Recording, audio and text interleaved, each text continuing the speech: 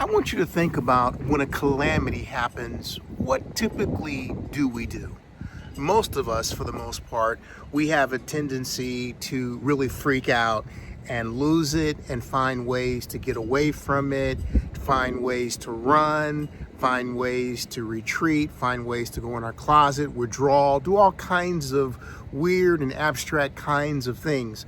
But I want you to recognize from a biblical example of a king and a man by the name of David, what he did that we can use as an avenue for ourselves to look at ways that we can incorporate in every aspect of life of how to deal with the calamity. In 2 Samuel chapter 12, David had an issue. And he was actually a king, and David's son had became ill. And David's son had become so ill that he was at the cusp of dying. And David done what most of us would do. He became really involved in praying and fasting and doing a whole lot that was focused and intentional on that and that only. And I know a lot of people are doing that right now for their family, for their marriages, for their business, for their income, for their community, for their nation. They're doing a whole lot of that. They're going exclusively in. They're doing everything they possibly can. And that's what David did. And he did it until his son died. And when his son died, it was as if everything just shifted. And David got up and he cleaned himself up. He took a bath. He put on some lotion. He put on some deodorant.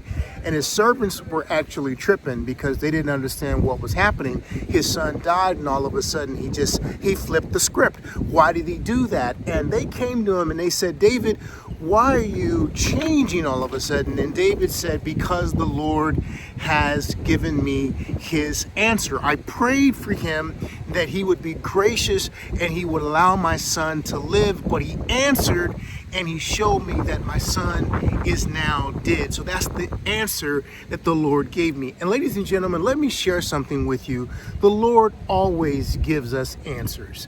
And sometimes we refuse to accept that answer. Sometimes we don't like the answer. Sometimes it's not the answer we want to accept, we don't want to agree with. Sometimes we throw our fists up at God. We don't like to deal with some of the things that we get in response of what we're receiving. And so we deal with a whole lot of issues that we refuse to accept. Sometimes we don't like the things that we're getting that completely show us that, guess what? You're not getting your wife back. Sometimes you're not going to get your job back. Sometimes you're not going to get the things back that you thought you were going to get back. Sometimes things are not going to turn back the way they were.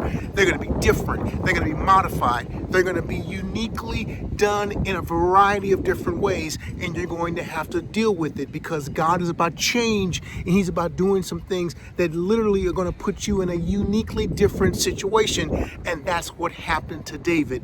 David had to comfort his wife, and he became a very different man. In fact, as he comforted his wife, she became one with him, and they had a brand new son, and that new son was anointed by God, and his name was Solomon. Isn't that interesting? You see, God is going to do a new thing if you are able to move on to a new place with God.